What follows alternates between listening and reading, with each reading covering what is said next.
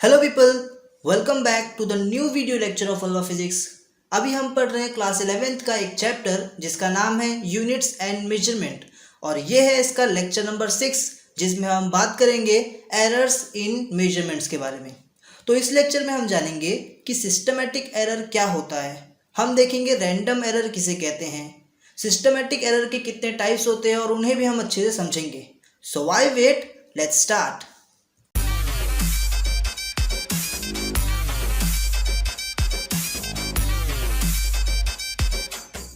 तो सबसे पहले हम समझेंगे कि एरर का मतलब क्या होता है। एरर का मतलब होता है फॉल्ट इन मेजरमेंट, ठीक है। यानी कि किसी भी चीज़ को मेजर करने में अगर आपसे कोई गलती हो जाती है तो उस गलती को हम क्या कहेंगे, एरर कहेंगे। आओ इसे थोड़ा और अच्छे से समझते हैं। तो मान लेते हैं आपके पास एक रॉड है, ठीक है। ये आपके पास एक रॉड है और ये रॉड का लेंथ है 4.6 मीटर, ठीक है। रॉड का लेंथ कितना है, 4.6 मीटर है। मैंने आपको नहीं बताया कि इसका एक्चुअल लेंथ 4.6 मीटर है, मैंने आपको बोला कि मेजर करो आप इसका लेंथ कितना है, और आपने मेजर कर लिया और मेजर करके आपने मुझे बताया कि इसका जो लेंथ है वो है 4.59 मीटर। आपने क्या बताया, इसका लेंथ कितना है, 4.59 मीटर। बट क्या एक्चुअल में इसका लेंथ 4.9 मीटर था? The answer is no. इसका एक्चुअल लेंथ था 4.60 मीटर और you can say 4.6 metre, but मैंने क्या मेजर कर लिया, 4.59 मीटर। तो क्या मुझसे यहाँ पर कुछ गलती हुई है, क्या मुझसे यहाँ पे कुछ फॉल्ट हुआ? यस, यहाँ पे मुझसे फॉल्ट हो गया 0.01 मीटर का, है ना। तो ये जो 0.01 मीटर है ये है मेरा एरर। ये क्या है, मेरा एरर। तो आई होप आपको एरर का मतलब समझ में आ गया होगा अच्छी तरह से। अब हम समझते हैं कि इस एरर के कितने टाइप्स होते हैं। तो मेनली अगर देखा जाए तो एरर को हम दो पार्ट में क्लासीफाई कर सकते हैं। सबसे पहला होता है सिस्टमैटिक एरर। क्या होता है, सिस्टमैटिक एरर। और दूसरा होता है रैंडम एरर। दूसरा क्या होता है, रैंडम एरर, ठीक है। ना मैं दोनों का मतलब समझाता हूँ। सिस्टमेटिक एरर क्या होता है ना, ऐसा एरर जिसको आप क्या कर सकते हो, पूरी तरह से रिमूव कर सकते हो। ऐसा एरर जिसको आप क्या कर सकते हो, हटा सकते हो, जिसको आप क्या कर सकते हो, ठीक कर सकते हो। समझ में आ रहा है? तो उसको हम लोग क्या बोलते हैं, उसको हम लोग बोलते हैं सिस्टमेटिक एरर। तो यहाँ पे लिखता हूँ error, error which can be remove, error which can be remove. ऐसा एरर जिसको हम लोग क्या कर सकते हैं, रिमूव कर सकते हैं, उसे हम कहेंगे systematic error. Okay. Now random error क्या होता है, ये एक ऐसा एरर होता है, एरर विच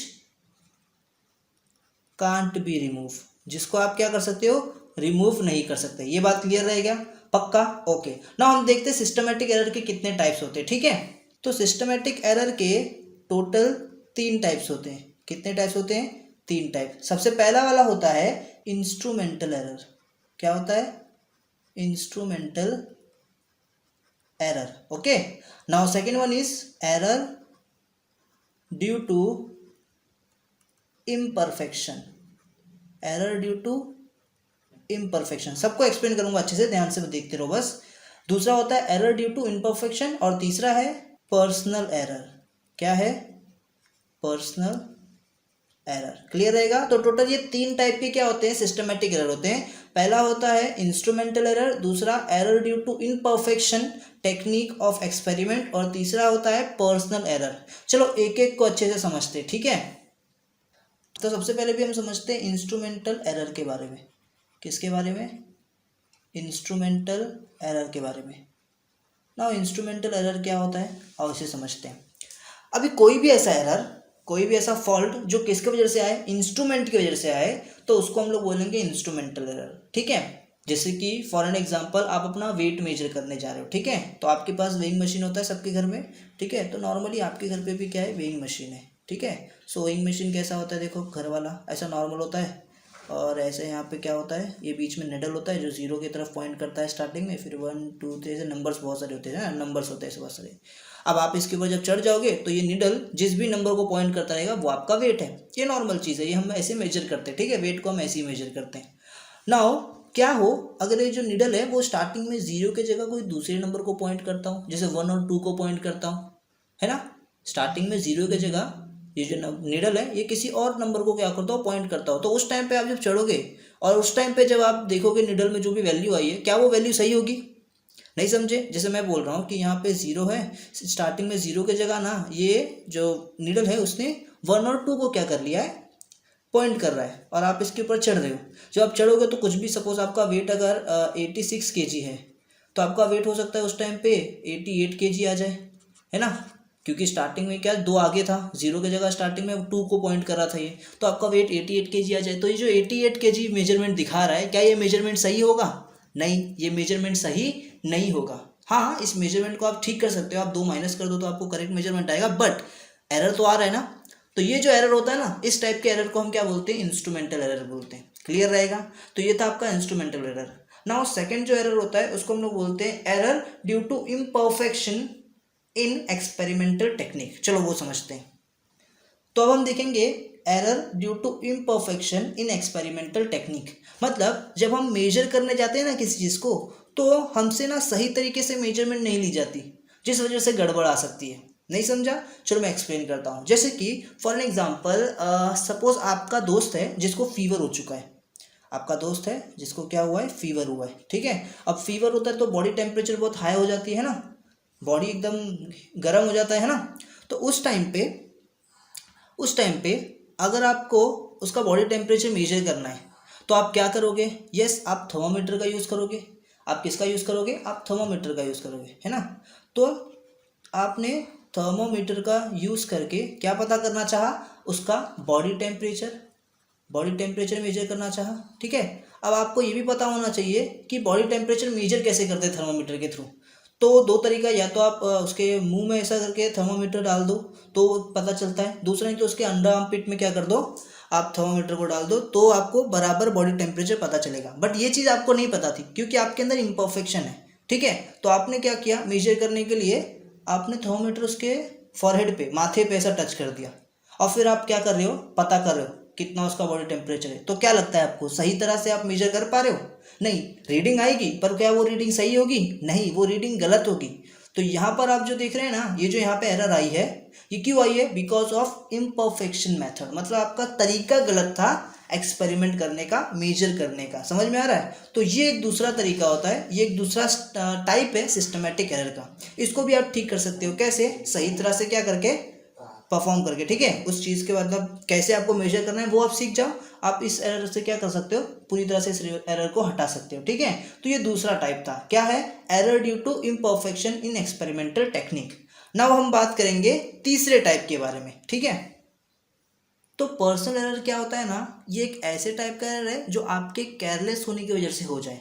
यानी कि आप जिस इंस्ट्रूमेंट से मेजरमेंट ले रहे हो वो इंस्ट्रूमेंट ठीक है, आपका तरीका भी सही है, यानी कि आपके अंदर इनपरफेक्शननेस भी नहीं है, ठीक है, आप एकदम बराबर लेते हो मेजरमेंट, बट फिर भी थोड़ा बहुत ना ध्यान देने की वजह से या कुछ भी आपकी खुद की गलती की वजह से जो एरर हो जाए उसको आप क्या बोलोगे? पर्सनल एरर बोलोगे। जैसे कि फॉर एन एग्जांपल, आपके पास एक लाइन है जिसका लेंथ है, अज्यूम कर लेते हैं 6 सेंटीमीटर। कितना है? 6 सेंटीमीटर। इसका लेंथ कितना है? 6 सेंटीमीटर। और मैं आपको बोलता हूँ कि इसके लेंथ को मेजर करो, ठीक है। आपको मतलब पता नहीं है कि इसका 6 सेंटीमीटर है, मैंने बोल दिया कि मेजर करके बताओ। तो आप इसके लेंथ को मेजर करने के लिए स्केल का यूज़ करोगे, है ना। सो ये आपने स्केल का यूज़ किया, तो स्केल का यूज़ करो, देखो यहाँ पे क्या हो रहा है, बराबर 6 सेंटीमीटर आ रहा है, करेक्ट।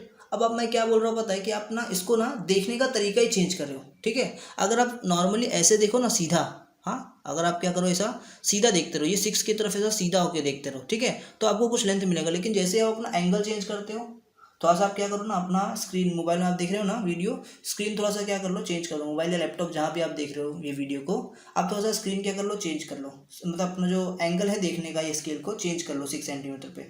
तो आपको दिखेगा कि ये जो लाइन है ना, ये थोड़ा सा क्या है, साइड में है ना। तो आप हो सकता है बोल दो कि नहीं, इसका लेंथ तो 5.9 सेंटीमीटर है या कुछ भी, या आपको लगे 6.1 सेंटीमीटर है, जो भी आपका देखने के एंगल पे डिपेंड करता है, ठीक है। तो इससे क्या हो रहा है, इससे ना थोड़ा सा एरर आ रहा है। ये एरर क्यों आ रहा है? बिकॉज आप स्ट्रेट नहीं देख रहे, आप बराबर नहीं देख रहे हो 6 सेंटीमीटर पे, ठीक है। आप बराबर ये लाइन को मेजर नहीं कर रहे हो। कभी भी स्केल को मेजर करते तो स्ट्रेट देखना होता है, ठीक है, बट आप स्ट्रेट नहीं देख रहे, आप कुछ एंगल पे क्या कर रहे हो, देख रहे हो।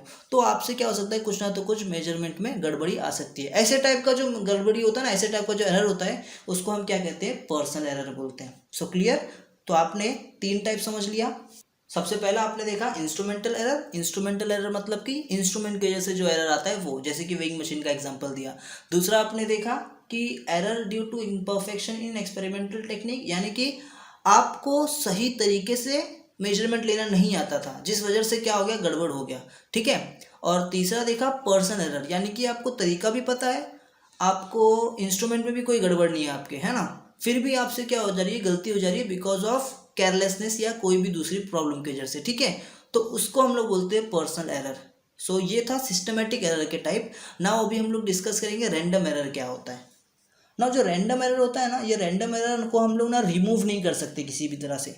अभी तक हमने जो भी एरर पढ़ा ना, उस एरर को हम लोग हटा सकते हैं, ठीक है, उसे हटाने का कोई तरीका होता है। बट रैंडम एरर ऐसा एरर होता है जो एक बार हो गया ना तो इसको आप हटा नहीं सकते, ठीक है। जनरली रैंडम एरर होता ही है, ठीक है। अब ना रैंडम एरर क्या होता है वो सुनो पहले। रैंडम एरर ना, पहली बात तो ये था कि इसको आप क्या कर सकते हो, सिर्फ रिड्यूस कर सकते हो, ठीक है। रिड्यूस मतलब इसे कम कर सकते हो, ऐसा नहीं कि आप इसे पूरी तरह से हटा दो। हाँ, आप कम कर सकते हो इस एरर को, कम करने की भी टेक्निक्स मैं आगे बताऊंगा। बट आप इस एरर को क्या कर सकते हो, बस रिड्यूस कर सकते हो, रिमूव नहीं कर सकते, ठीक है ना। होता क्या है वो सुनो। जैसे कि कभी भी आप एक्सपेरिमेंट कर रहे हो, कोई आप किसी चीज़ को मेजर कर रहे हो, और मेजर करते टाइम कुछ ऐसे एक्सटर्नल फैक्टर्स होते हैं, कुछ ऐसे एक्सटर्नल फैक्टर्स होते हैं जिनकी वजह से आपकी रीडिंग्स में गड़बड़ी आ जाए।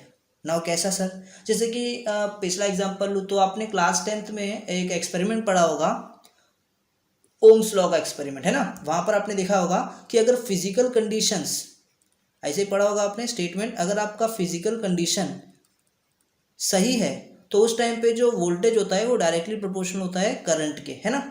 ओम्स लॉ में आपने ये देखा, वहाँ पर तो ये फॉर्मूला आया था V is equals to I R, या फिर आप इसको ऐसा ही बोलते हो R is equals to V upon I, है ना। ये फॉर्मूला वहाँ पर आपने डिराइव किया था। तो ये था उधर का एक्सपेरिमेंट, ठीक है। तो ये एक्सपेरिमेंट में ना V I के डायरेक्टली प्रोपोर्शनल रहेगा अगर फिजिकल कंडीशंस क्या है, सेम है। फिजिकल कंडीशन यानी कि क्या, यानी कि टेम्परेचर, लेंथ ऑफ वायर, है ना, या फिर आप बोल सकते हो मटेरियल ऑफ फायर, है ना। ये सब सारी चीज़ें क्या हो, अगर सेम हो, सही हो, तो फिर क्या हो, V जो है वो डायरेक्ट डिविजन हो जाएगा I के। ना अगर वहाँ पे टेम्परेचर ही बार बार बदलने लगे तो आप कुछ कर सकते हो टेम्परेचर के लिए? नहीं, आप कुछ नहीं कर सकते। टेम्परेचर थोड़ी आपके कंट्रोल में, वो तो नेचुरल है, वो तो अपने आप चेंज हो सकती है, कुछ भी हो सकता है। तो अगर वहाँ पे कंटिन्यूस टेम्परेचर चेंज होता रहेगा तो आप कुछ कर सकते हो? नहीं। तो ये होते हैं एक्सटर्नल फैक्टर्स। तो ये एक्सटर्नल फैक्टर्स की वजह से जो एरर आ जाए, उस एरर को हम कहते हैं रैंडम एरर। और ये ऐसे एरर होते हैं जिनको आप रिमूव नहीं कर सकते, जिनको आप हटा नहीं सकते। हाँ, आप ज़्यादा से ज़्यादा क्या कर सकते हो, इस एरर को रिड्यूस कर सकते हो। क्लियर रहेगा? तो ये सब होता है रैंडम एरर। तो वापस एक बार ज़रा वीडियो को हम लोग समराइज कर लेते हैं। हमने क्या क्या पढ़ा? हमने पढ़ा एरर क्या होता है। किसी भी चीज़ का मेजरमेंट लेने में अगर आपसे गड़बड़ी हो जा रही है, आपसे फॉल्ट हो जा रहा है, तो उसको आप एरर बोलोगे। एरर के कितने टाइप्स होते हैं? एरर के 2 टाइप्स होते हैं। पहला होता है सिस्टमैटिक एरर, दूसरा होता है रैंडम एरर। सिस्टमैटिक एरर क्या होता है? ऐसा एरर जिसको आप रिमूव कर सकते हो अच्छे से। रैंडम एरर क्या होता है? जिसको आप रिमूव नहीं कर सकते बट रिड्यूस कर सकते हो कुछ हद तक, ठीक है। और सिस्टमैटिक एरर के 3 टाइप्स होते हैं। सबसे पहला होता है इंस्ट्रूमेंटल एरर, दूसरा होता है error due to imperfection in experimental technique, और तीसरा होता है पर्सनल एरर। जो इंस्ट्रूमेंटल एरर है, इसका मतलब होता है कि आपके इंस्ट्रूमेंट की वजह से जो एरर आ जाए, ठीक है। और इम्परफेक्शन मेथड की वजह से जो एरर आता है, मतलब आपका तरीका सही नहीं है मेजरमेंट लेने का, तो जो गड़बड़ी आता है उसे कहते हैं, ठीक है। जैसे मैंने थर्मामीटर का एग्जांपल लिया था। और पर्सनल एरर यानी कि आपके केयरलेस होने की वजह से जो एरर आ जाए उसको हम लोग बोलते हैं पर्सनल एरर। जैसे मैंने कि स्केल का एग्जांपल लिया था जिसको एक्सप्लेन करने मैंने, ठीक है। सो आई होप आपको ये वीडियो समझ में आया होगा। तो अगर आपको ये वीडियो समझ में आया है तो इस वीडियो को अपने दोस्तों के साथ ज़रूर शेयर कीजिए। एक रिक्वेस्ट है आपसे कि इस वीडियो को देखने के बाद आपको जो भी लग रहा है प्रॉब्लम, अपने सजेशंस हमें कमेंट में ज़रूर बताइए, जिससे हम अपने वीडियोस को और इम्प्रूव कर सकें। और अगर नए आए हो इस चैनल पे तो चैनल को सब्सक्राइब कर लो और हमारी ग्रोथ होने में हमें हेल्प कीजिए। Thank you. मैं मिलता हूँ आपसे नेक्स्ट वीडियो में, जिसमें हम बात करेंगे कि ये रैंडम एरर को कैसे रिड्यूस किया जाए।